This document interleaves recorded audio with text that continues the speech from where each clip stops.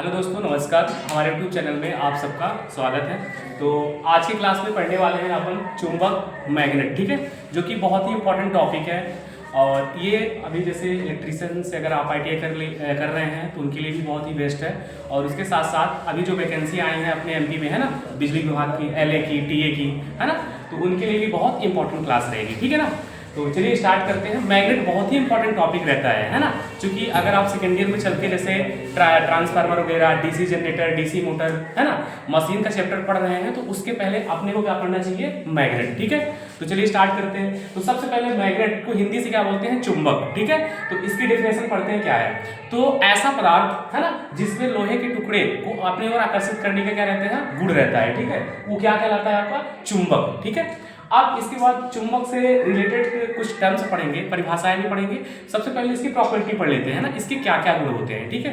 तो अगर चुंबक को आप स्वतंत्रता पूर्वक, है ना, लटका रहे हैं तो वो हमेशा उत्तर से दक्षिण दिशा में ठहरता है, ठीक है। और फिर इसके बाद यहाँ से अभी 8 से 10 मतलब पॉइंट पढ़ेंगे, प्रॉपर्टी ऑफ मैग्नेट, चुंबक के गुण, जहां से अच्छे खासे ऑब्जेक्टिव क्वेश्चन आपको एग्जाम में देखने के लिए मिलते हैं, ठीक है।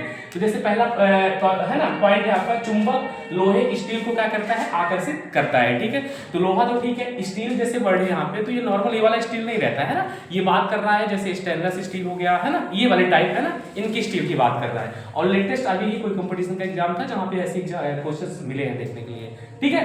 तो जो चुंबक होता है लोहे स्टील को क्या करता है? आकर्षित करता है, ठीक है। इसके बाद दूसरा नंबर क्या है? चुंबक में हमेशा, है ना, चाहे कितना भी छोटा चुंबक रहे, ठीक है, हमेशा उसमें कितने ध्रुव होते हैं? दो, एक N और एक S, ठीक है। तो N का मतलब क्या होता है? नॉर्थ, मतलब उत्तरी ध्रुव, और S का मतलब क्या होता है? साउथ, दक्षिणी ध्रुव, ठीक है। अब मतलब उसमें चाहे आप उसके जितने टुकड़े कर दें, ठीक है, लेकिन वो अपनी उसकी प्रॉपर्टी है कि हमेशा उसमें कितने ध्रुव पाए जाएंगे? दो, है ना, N और S, ठीक है। इसके बाद अगला है, ये बहुत ज्यादा एग्जाम में आता है, ठीक है, ये वाला जो पॉइंट है ना, समान ध्रुवों में, जैसे मान लीजिए कोई अपने पास मैग्नेट बार है, ठीक है, चुंबकीय क्षण NS है ना, ठीक है, ऐसे है, ठीक है। तो एक ये है अपने पास और दूसरी इसी के पास ऐसे ही है, ठीक है। तो अगला टॉपिक है कि जैसे अगर समान कौन सा होगा? N और M, है ना। तो अगर समान ध्रुव हैं, इनको हम पास में ले जाएंगे तो ये क्या करेंगे? रिफ्लेक्ट मतलब क्या है? प्रतिकर्षण। क्या करेंगे? एक दूसरे से दूर धकेलेंगे, ठीक है। लेकिन अगर असमान ध्रुव है, जैसे यहाँ पे S है और यहाँ पे N है, तो ये क्या हो जाएगा? असमान ध्रुव हो जाएगा, ठीक है। तो इनको अगर एक दूसरे के पास ले जाएंगे तो क्या करेगा? अट्रैक्ट करेगा, मतलब आकर्षित करेगा, ठीक है। और बहुत ही बारी ऑब्जेक्टिव क्वेश्चन में देखने के लिए मिलता है, ठीक है। तो आप अच्छे से याद रखिए, समान ध्रुवों में क्या होता है? प्रतिकर्षण, और असमान ध्रुवों में क्या होता है? आकर्षण। इसको इंग्लिश से क्या बोलते हैं? रिफ्लेक्शन, और इसको क्या बोलते हैं? अट्रैक्शन, ठीक है। अगला टॉपिक है, पॉइंट है, चुंबक के दोनों ध्रुवों की शक्ति क्या होती है? बराबर, है ना। जैसे ये N है और S है, तो ऐसा नहीं है अगर ऑब्जेक्टिव क्वेश्चन में कंफ्यूज करने के लिए दे दिया जाए कि निम्नलिखित में से किस ध्रुव की, है ना, ध्रुव सामर्थ्य ज्यादा होती है, तो दोनों ध्रुव N और S दोनों की क्या होती है? ध्रुव सामर्थ्य बराबर होती है, N की भी और S की भी, ठीक है। अगला क्या है, जैसे कोई चुंबक है, उसको अपन अगर गर्म कर रहे हैं, पीट रहे हैं, अगर अपन उसको ऊपर से उठा के ऐसे, है ना, फेंक रहे हैं, तो उससे उसके अंदर की जो मैग्नेटिक प्रॉपर्टी होती है वो क्या हो जाती है? खत्म हो जाती है, ठीक है।